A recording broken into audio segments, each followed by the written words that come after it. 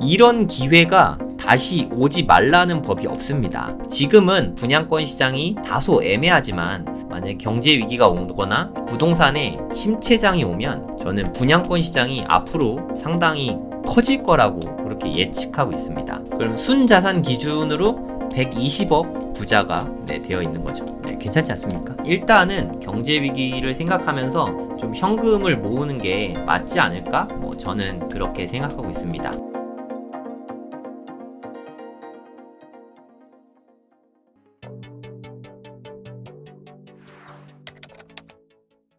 경제 위기가 실제로 온다고 치면 비트코인만 이렇게 떨어질 리가 없잖아요. 그쵸? 부동산 시장은 완전 처참할 거예요. 최근에 태형건설도 부도났죠. 워크아웃이 부도났다고 생각하시면 돼요. 돈 못 갚아 한 게 워크아웃이거든요.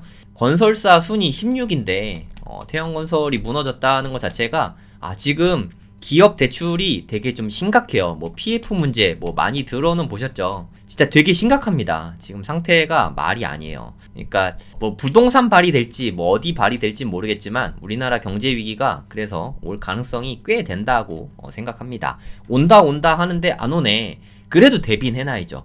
물론 올해 올 수도 있고 내년에 올 수도 있고 3년 후에 올 수도 있고 4년 후에 올 수도 있겠지만 아예 안 올 수도 있고, 대비를 하고 있다가 오는 거랑 아예 안 올 거다에 베팅하는 거는 천지 차이라고 생각합니다. 안 올 거다에 베팅하면 위기가 오면 아무 대처를 못 하잖아요. 큰일 난다고 생각하거든요. 위기를 준비해서 나쁠 게 없다고 생각해요. 저는 믿져야 본전이라고 생각합니다.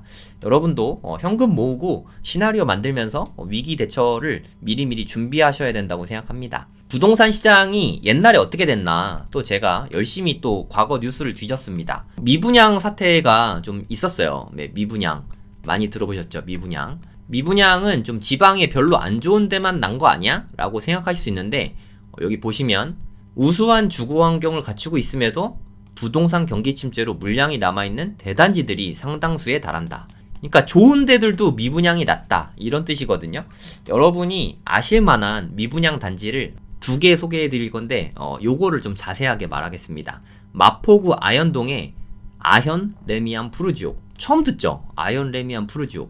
이거 들어보신 적 있어요? 아현 레미안 푸르지오. 여기가 그 유명한 마레프예요. 처음엔 아현 레미안 푸르지오였는데 나중에 이름이 바뀌었어요. 마포 레미안 푸르지오로.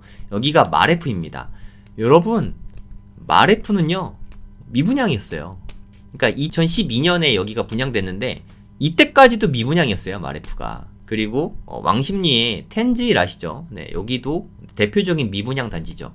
이렇게 성동구, 마포구, 마용성 너무 좋은 데잖아요. 이런 데들도 미분양이 났습니다. 그러니까 얼마나 좋은 기회가 많겠습니까? 여기 보면 다 나오죠. 왕십리 뉴타운 2구역 텐지일. 텐지일도 이렇게 대형 건설사가 들어와서 만든 그렇게 분양을 한 거죠. 그리고 아현 레미안 푸르지오, 이게 마레프입니다. 마레프도 진짜 위치 너무너무 좋죠. 마레프 모르시는 분 별로 없잖아요, 그쵸? 근데 발코니 무료 확장도 해주고 이러저러한 혜택도 주고 했는데 미분양 해소되는데 꽤 오래 걸렸어요. 여러분들 다 아시는 마레프. 진짜 마포의 가장 대표적인 단지가 아닐까 합니다. 한 4,000세대 가까이 되죠. 3,885세대. 이때 분양가도 제가 찾아봤거든요. 이때 분양가가 너무 비싸서 미분양 났을 거 아니에요. 이때 분양가가 얼마였는지 한번 보시죠. 34평형. 이게 84라고 생각하시면 되거든요. 국민주택평형 84제곱미터, 84제곱미터가 7억 4천만 원이었어요. 여러분들 마레프가 지금 7억 4천만 원에 분양한다 그러면 당장 달려가서 살 것 같지 않으세요? 근데 미분양이 해소가 안 되고 계속 남아 있었어요. 참고로 2023년에 분양했죠. 그 바로 옆에 있는 곳인데 마포 푸르지오 어반피스. 얘가 분양가가 얼마였냐면요. 84A가 16억이에요. 16억. 2배가 넘죠. 장난 아니죠. 거의 2배가 넘는 가격에 분양을 지금 하고 있어요. 인기 되게 많게 완판됐죠. 개수가 너무 적어가지고. 그러니까 이게 정말 순식간이에요. 그쵸? 이런 기회가 다시 오지 말라는 법이 없습니다. 지금은 이 가격이 어떻게 보일지 모르겠지만 이 가격이 분명히 어딘가는 되게 비싸게 보일 거란 말이에요. 이게 16억이고 물량이 좀 적어서 그랬지. 얘가 만약에 18억에 분양했다. 그러면 아마 미분양 날 거예요. 그쵸? 그리고 앞으로 분양할 단지들이 분상제 적용이 안 되잖아요. 그럼 분명히 비싸게 분양할 거예요. 지금 기준으로. 네, 지금 기준으로 비싸게 분양하면 미분양이 날 가능성이 저는 상당히 높다고 생각합니다. 경기가 침체됐는데 분양가는 비싸고 건축비는 올라가니까 분양가는 점점 올라가고 이러면 미분양이 늘어날 수밖에 없다고 저는 생각합니다. 미분양이 어느 정도였냐 한번 볼게요. 처참합니다. 이거 말F거든요. 59A 미분양이죠. 1순위 미분양되고 2순위에 2.25 대 1이면 일단 1순위에서 미분양 나잖아요. 미달 나면은 미계약분이 넘칩니다. 미분양 났어요. 그냥 뭐 다 미분양이죠. 그냥 쭉 미분양, 그냥 다 올 미분양이라고 생각하시면 돼요. 84도 한번 보시면 84 이상이거든요. 당해에서 뭐 끝난 것처럼 보이잖아요. 근데 여기 뭐 거의 들어온 게 없죠. 아마 이것도 미계약분 나와서 미분양 났을 거예요. 여긴 원래 다 미분양이고 그냥 완전 미분양이죠. 이렇게 심한지 몰랐죠. 이게 미달된 개수거든요. 보시면 84B가 일단 20개 미분양이고 61개 미분양, 23개 미분양, 37개, 136개 어마어마하네. 136개 미분양 장난 아니죠. 143개 중에 136개 미분양이니까 여기 당첨돼도 아마 계약을 안 할걸요. 그러니까 여기는 그냥 다 올 미분양이라고 생각하시면 돼요. 정말 그렇게 위치가 괜찮은 말F도 이렇게 완전 미분양이었습니다. 근데 경제 위기가 닥치면 앞으로 분양될 단지들이 고분양가로 분양할 수밖에 없잖아요.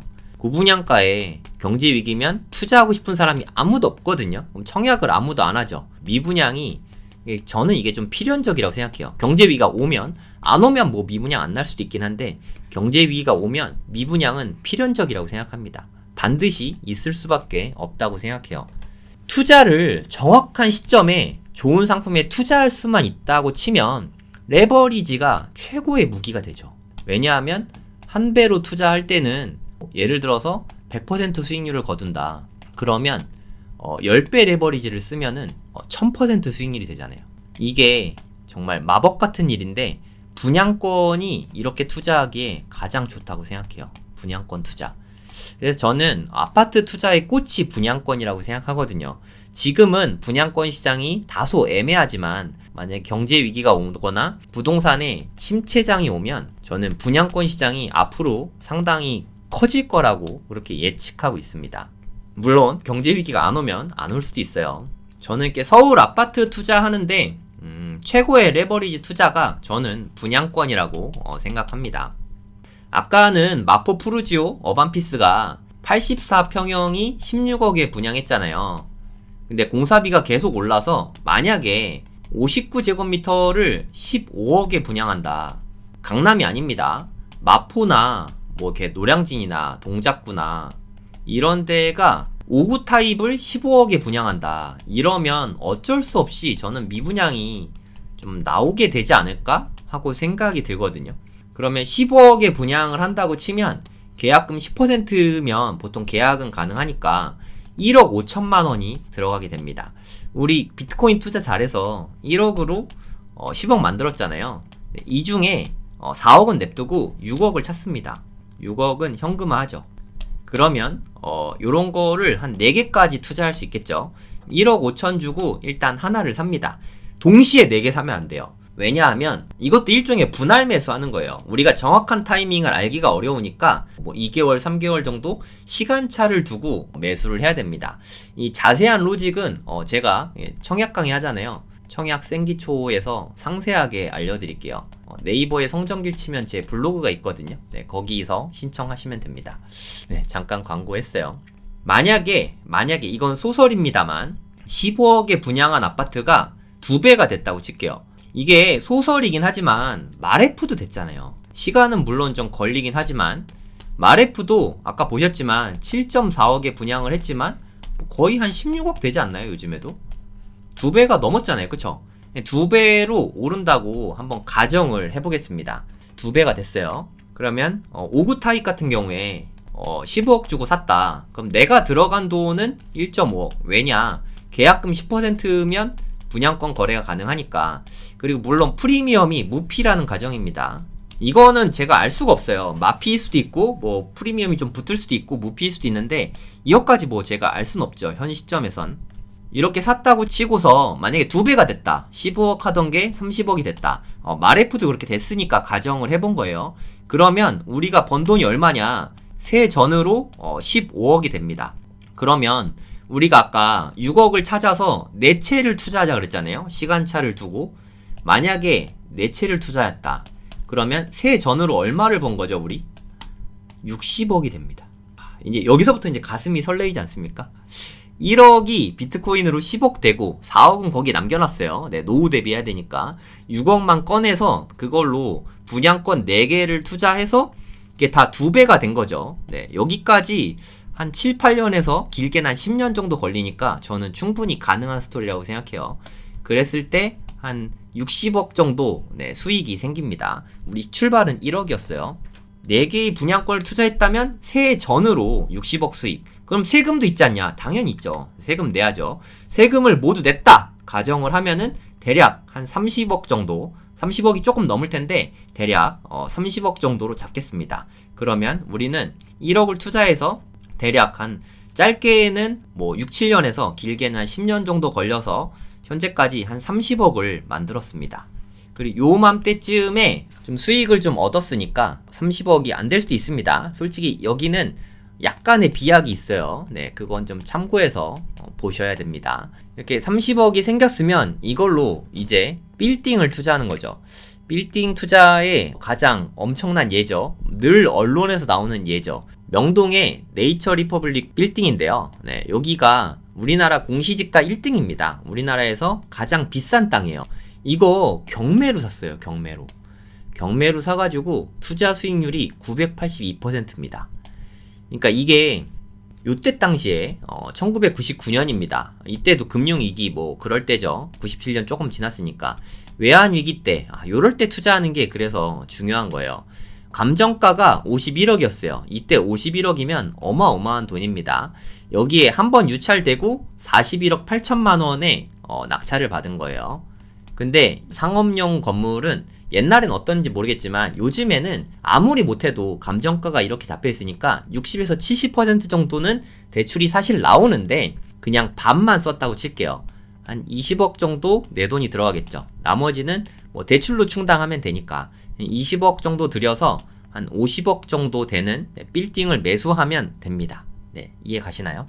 경매로 사도 좋고 금매로 사도 좋습니다. 그거는 뭐 싸게 사는 게 의의가 있는 거니까 제가 생각하는 거는 원래 감정가가 100억 정도 잡혀있는 빌딩을 한 60억 정도에 매수하면은 딱 좋을 것 같아요. 한 40% 정도 하락한 거니까 요 100억은 가장 비쌀 때 100억이에요. 그러니까 뭐 예를 들어서 2021년 뭐 2022년 요때 빌딩 가격이 되게 비쌌잖아요. 요때 기준으로 해서 요때 막 수익률이 1.8% 강남 같은 경우에 1.5% 막 이랬거든요. 그러니까 무슨 뜻이냐면 월 임대료가 한 800만원 정도 나온다.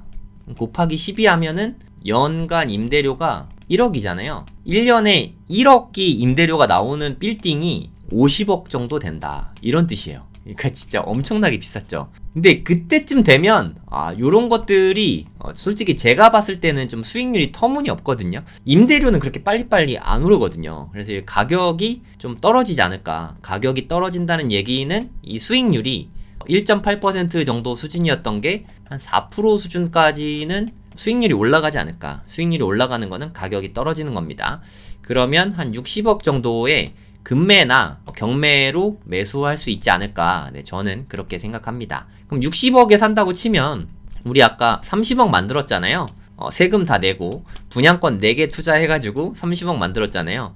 여기에다가 플러스 대출 껴가지고 이렇게 빌딩을 사면 됩니다. 대출은 한 50%만 받은 거죠. 근데 이게 원래 100억짜리 빌딩이니까 대출 30억 받는 게 요 정도는 그렇게 큰 부담은 아니거든요. 가격을 우리가 싸게 산 거니까 내 돈 30억에 대출 30억 이렇게 해서 매수하면 좋을 것 같습니다. 그러면 시간이 지나면 이 100억짜리 빌딩은 200억 이상 될 수 있죠. 그러니까 100억짜리가 60억에 우리가 매수했죠. 그럼 정고점은 넘길 테니까 대략 150억에서 200억까지는 올라갈 수 있겠죠. 좀 보수적으로 150억이라고 칠게요. 네, 한 50% 상승한 거니까 뭐 한 5년 정도의 50% 상승은 충분하지 않습니까? 여기까지 하면은 한 15년에서 한 20년 정도 걸리겠죠. 그럼 15년에서 20년 후에는 우리는 여기에 대출이 30억 껴 있습니다. 그럼 순자산 기준으로 120억 부자가 되어 있는 거죠. 네, 괜찮지 않습니까? 여기까지 되는데 우리가 필요한 시드가 얼마였나요? 우리 출발 얼마에서 했죠? 시드? 올해부터 투자하는 걸로 시작을 해서 1억으로 출발했잖아요. 그쵸? 우리도 충분히 1억으로 120억을 만들 수 있다는 거죠. 강방천 회장님은 150억 만들었지만 그래도 뭐 그분 워낙 고수시니까 우리도 이렇게 시나리오대로만 잘 되면 120억을 벌 수도 있는 거죠. 물론 이것보다 뭐 훨씬 작을 수도 있고 훨씬 클 수도 있다고 생각해요. 저는 이거는 좀 까봐야 안다고 생각합니다. 사람 일은 모르는 거니까. 그리고 우리가 살면서 돈을 하나도 안 버는 게 아니잖아요. 이거 투자만 하고 아무것도 돈을 안 버는 게 아니잖아요.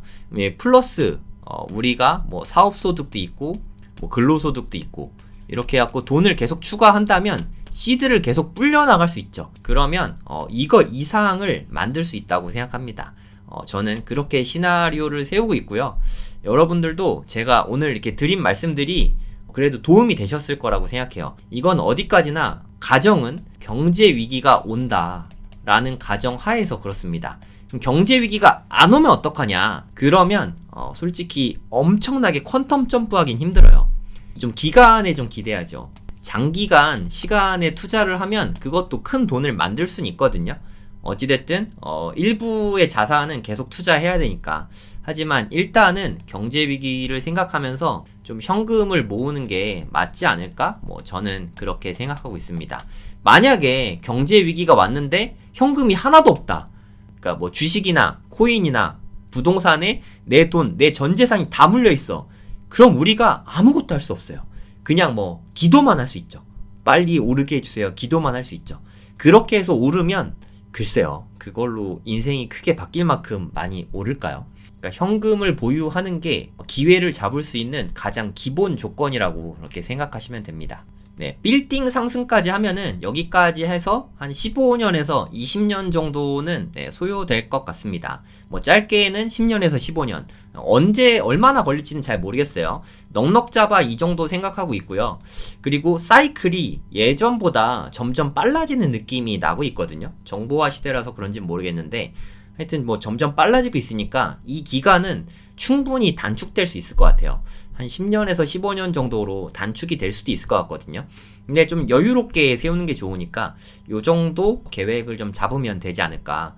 만약에 저는 시드가 10억인데요 하시는 분은 제가 말씀드린 시나리오는 시드 1억으로 말씀드린 거잖아요. 그럼 저라면 이렇게 할 것 같습니다. 한 2억 정도는 제가 말씀드린 시나리오대로 투자를 할 것 같고 한 3억 정도는 예비 자금으로 둘 것 같고요. 그리고 한 5억 정도는 자산에 투자된 상태로 놔둘 것 같아요. 그러니까 뭐 예를 들어서 전 부동산에 좀 일부 자산이 있습니다. 그럼 그대로 냅두면 되죠. 그리고 저는 주식을 좀 사고 싶습니다. 그럼 일부 주식 비중을 가져가면 되죠. 그러니까 시드가 더 크면 요 정도 포트폴리오는 만들 수 있을 것 같아요. 근데 시드가 1억밖에 없는데 제가 아까 말씀드렸죠.